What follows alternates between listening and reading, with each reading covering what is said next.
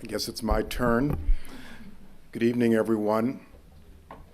Let me begin by thanking my friend Dan Klaidman for that very generous introduction. When I was asked who would I like to present this award to me, I wanted to find a journalist here in New York, and most of my journalist friends are in Washington, but it turns out that Dan is probably the journalist who knows me best, who has covered my public service from my days at the Department of Defense for 10 years now. I want to thank the Association of Foreign Correspondents for this very flattering award and recognition. I want to congratulate the scholarship recipients who are here tonight. I wish you great luck and success in your careers as reporters, journalists, correspondents. I had, as Dan referred, a healthy, good relationship with the press in my time in public office. It was healthy but not always pleasant, which is how it should be. There were times when things were tense. There were times when, in my humble opinion, you got it wrong. There were times when the New York Times editorial page went overboard, and I would call to scream at Andrew Rosenthal, the editor. But in the end, looking back on it, I want to apply a quote from Dan's book, Killer Capture, out of Chapter 8. Chapter 8 is all about the very contentious relationship that I, as the General Counsel of the Department of Defense, had with Harold Koh, the legal advisor to the State Department. And looking back on it, I'm convinced President Obama put the two of us in our respective roles knowing that we would have a contentious relationship. But in the end, it was a good thing, just like the relationship that public servants ought to have with journalists, with correspondents. And Dan used a phrase that described my relationship with Harold that I will use tonight in my relationship with the press. A healthy dialectic that led to smarter and better justified policies. I believe that now, and I sort of believed that then. I'm in private life again. I'm very much enjoying my private life as a corporate lawyer at the law firm of Paul, Weiss, Rifkin, Wharton, and Garrison here in Manhattan. You may see me occasionally on television as a pundit, as an interviewee. I believe in working both sides of the street. I'm on MSNBC and I'm on Fox. Literally both sides of the street. You have no idea the mental agility required from appearing on Morning Joe and then going across the street to Fox and Friends. It's not many people do it. What I found is the more often I'm on TV, the more I get recognized. More indeed than when I was in public office and my face was in every airport in the United States. And that video, if you see something, say something, play it endlessly. But I actually get recognized more depending upon how often you see me in the news giving an interview. And I have a couple of favorites since I left public office. Occasionally somebody, and it usually revolves around trains. For some reason it's trains. So in Penn Station, somebody will come up to me, "Hey, ain't you that guy on TV? You that guy on TV. I saw you with Rachel Maddow." Right, yeah, you the guy on MSNBC, you that MSNBC man. Or weren't you Secretary of Agriculture?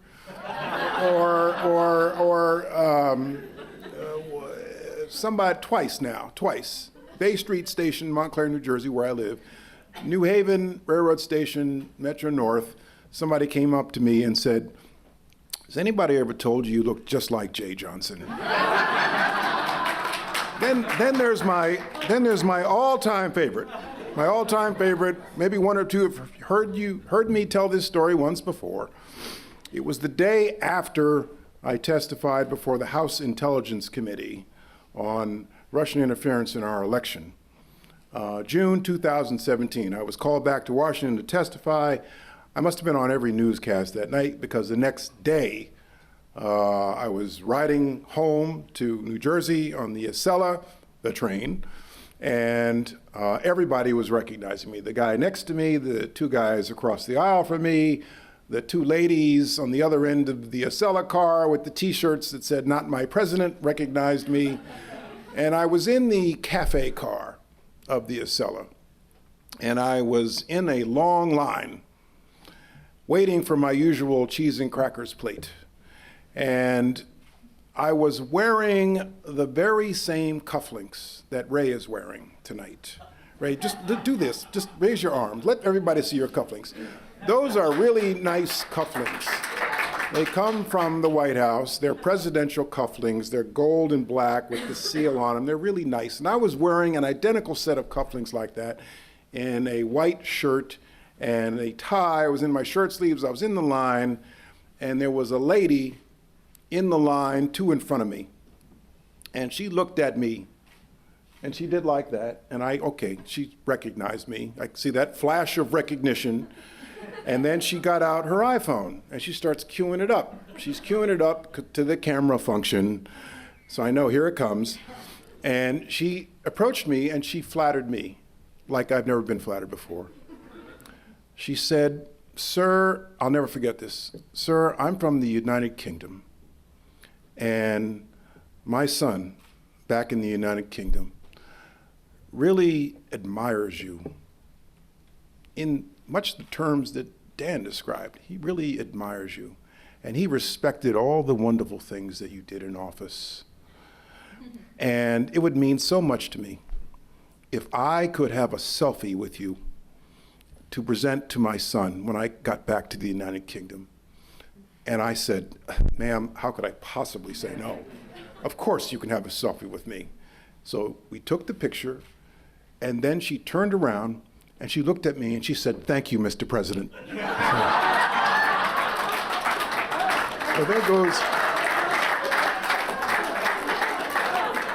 And that was that burst my balloon. So now, I do have something I want to say of a serious nature to this collection of very distinguished foreign correspondents. And I am mindful that I am in a room full of reporters. So as far as I'm concerned, everything I'm about to tell you can be on the record. You can write it down, you can get out your phone, you can type it, whatever you'd like. You can quote me. Many of you, I'm quite sure, are asking, what has happened to our democracy here in America? What has happened to the United States' traditional role as a beacon and a leader for freedom of religion, for freedom of speech, for freedom to travel, freedom to associate?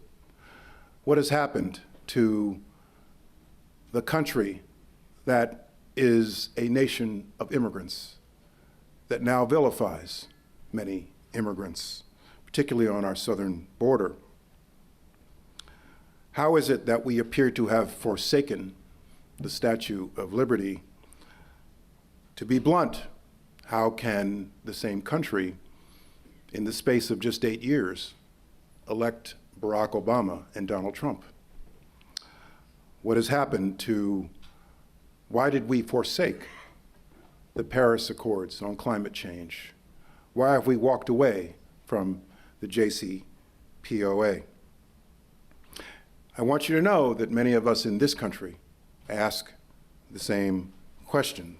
How is it that the President of the United States could brand the members of your profession the enemy of the people? Well, let me say this. Donald Trump is, to be frank, not a cause, but a symptom. For years now, we have seen a decline in the trust that Americans have in their political leaders. It did not start with Donald Trump. For too long, our democracy failed to address our people. to the point where many, many Americans, perhaps most Americans, believe that their government does not work for them anymore, that their government does not serve their needs. And indeed, in many respects, that is true. In many respects, the majority will is thwarted by a powerful and vocal minority that has its way with politicians in Washington. On the other hand, I and many others are, as some others here are, an optimist. I believe in the pendulum theory of American politics.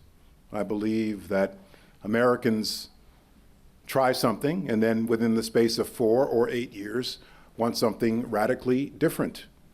And I will tell you that there are no two individuals more different than Barack Obama and Donald Trump. By the way, Dan, you got it wrong. He's not looking for his 5th Secretary of Homeland Security. He's looking for his 6th Secretary of Homeland Security. I'll give you a little bit of trivia.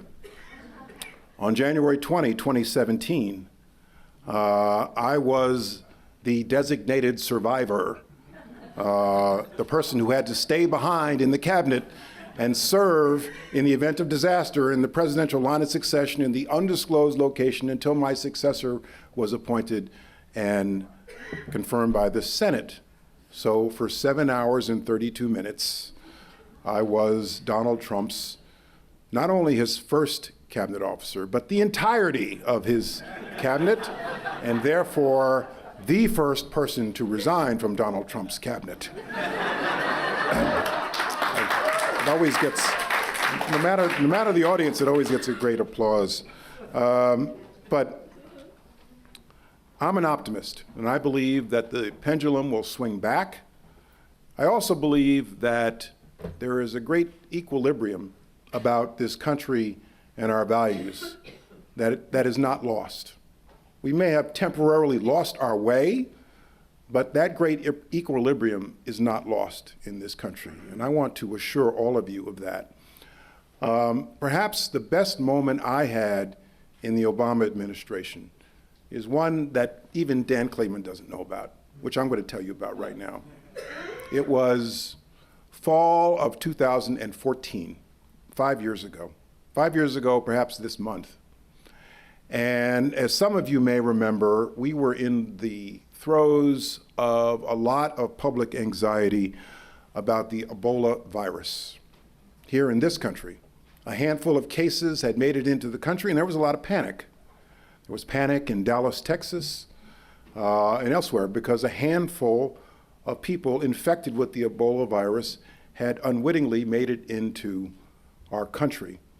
For a while, every passenger who got sick on a commercial aircraft, in the restroom of a commercial aircraft bound for the United States, became a matter personally for the Secretary of Homeland Security, even if they weren't coming from the continent of Africa.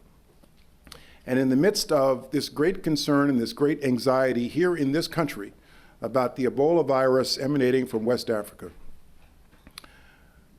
we and I, as Secretary of Homeland Security, considered suspending visas, the issuance of visas from those 3 West African countries where the virus was emanating from. When you're Secretary of Homeland Security, you want to buy down all risk to the homeland and to the people. You want to buy down risk. That's your job. And I considered suspending visas from those 3 countries in order to buy down the risk that another person would enter this country without our knowing it, infected by the Ebola virus. And then 2 things happened. One, I looked at the list of countries that had suspended travel from those 3 African countries, and the countries that had not suspended travel from those 3 African countries. And it occurred to me, the United States of America does not belong on the first list. We belong on the second list. And a whole lot of other countries on the second list are looking to us to see what we do. And if we go to the first list, they're going to go to the first list. And second, I heard from our ambassador to the UN, Samantha Power. And Samantha had a point of view that I had not carefully considered, which is that if we suspend travel from these countries, a whole lot of other countries are going to do the same thing, and we will isolate, the world community will isolate these countries at a time when they need us most. And we had that discussion in the National Security Council, and we and I ultimately concluded we should not suspend travel. We found a way to funnel all travel from those 3 countries to just 5 airports in the US where they received heightened health screening. And after that point, not a single person got into this country without our knowledge who was infected by the Ebola virus. The United States led. We dispatched our military and our health community, as did a whole lot of other countries, to those 3 African countries and stamped out the virus without suspending travel. And that's the United States I know, and I hope that that's the United States that all of you know and will know in the future. Yeah.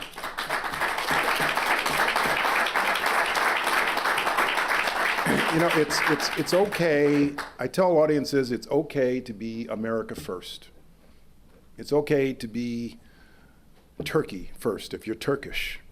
It's okay if you're Greek to be Greek first. But it's not America only, and it's not one country only. We are all, in addition to being proud citizens of our own land and our own country, inhabitants of an increasingly smaller but interconnected planet that we must all live up to, and the landlord is watching. Thank you very much.